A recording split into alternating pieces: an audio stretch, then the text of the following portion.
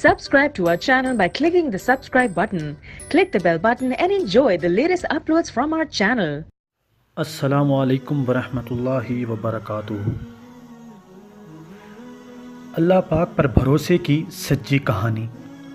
ایک عورت کہتی ہے کہ میرا خاوند کسی وجہ سے لمبی مدت کے لیے غائب ہو گیا۔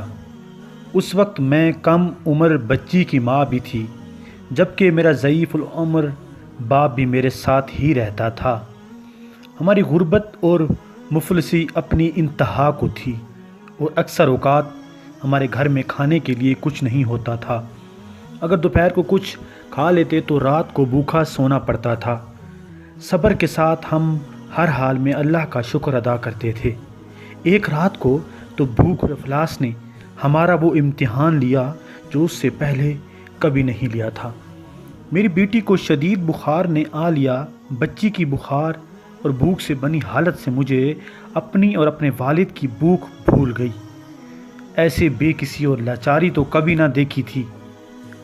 بے قراری حد سے بڑی تو مجھے اللہ تبارک و تعالیٰ کا یہ قول یاد آ گیا، جس کا ترجمہ ہے، بھلا کون بے قرار کی التجا قبول کرتا ہے جب وہ اس سے دعا کرتا ہے اور تکلیف کو دور کرتا ہے۔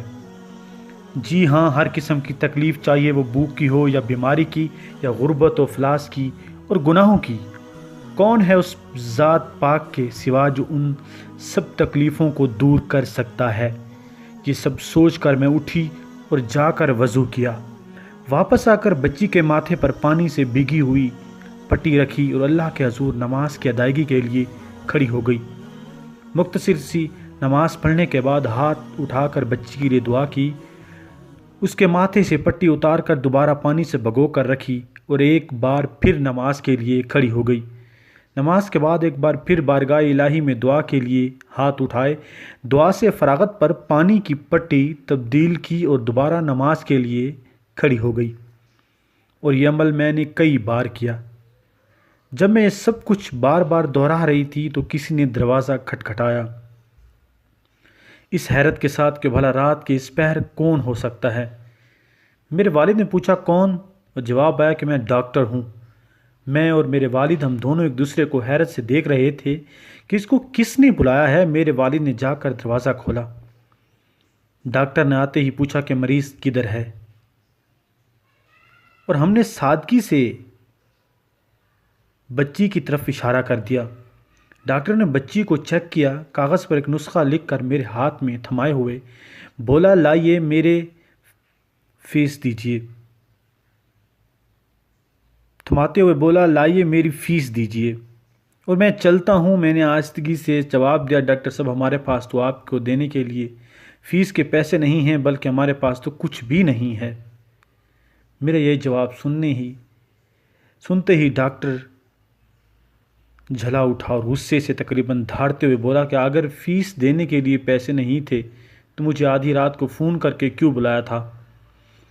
کیوں مجھے اس طرح بے آرام کیا؟ تم لوگوں نے ڈاکٹر کے منہ سے ٹیلی فون کا سن کر مجھے لگا کہ ڈاکٹر غلطی سے ہمارے گھر آ گیا ہے۔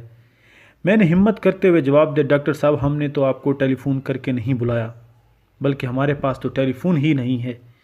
یہ سن کر ڈاکٹر نے مجھ سے پوچھا، اچھا تو کیا یہ فلاں شخص کا گھر نہیں ہے؟ میں نے کہا نہیں ڈاکٹر صاحب، فلاں صاحب ہمارا ہمسایہ ہے۔ یہ سن کر ڈاکٹر تھوڑا سا خاموش ہوا اور پھر ہمارے گھر سے نکل کر ہمارے ہمسائے کے گھر چلا گیا، اور ہم خجالت اور شرمندگی سے خاموش بیٹھے رہے۔ تھوڑی ہی دیر گزری تھی کہ ڈاکٹر ایک بار دوبارہ ہمارے گھر آ گیا۔ آنکھوں میں آنسو اور روندی ہوئی آواز میں بولا، اللہ کی قسم تمہارے گھر سے اس وقت تک نہیں جاؤں گا جب تک تمہارا پورا قصہ نہیں سن لوں گا۔ اور میں نے ڈاکٹر کو اپنا پورا قصہ سنا ڈالا کہ کس طرح میں بچی کے ماتھے پر پانی کی پٹیاں رکھ رہی تھی اور اللہ کے حضور دعا بھی مانگ رہی تھی۔ ڈاکٹر جلدی سے اٹھ کر باہر چلا گیا اور کچھ دیر کے بعد ہمارے لیے رات کا کھانا اور بچی کے لیے دوائیں اور گھریلو ضرورت کے سامان کے ساتھ لوٹا۔ ساتھ ہی اس نے ہمیں بتایا کہ اس کی طرف سے ہر مہینے ایک تنخواہ ہمیں اس وقت تک ملتی رہے گی جب تک اللہ چاہے گا۔ جی ہاں، یہ اللہ پر بھروسے کی سچی کہانی ہے۔ اگر آپ کو ہماری یہ ویڈیو پسند آئی ہے تو ہمارے چینل کو ضرور سبسکرائب کریں۔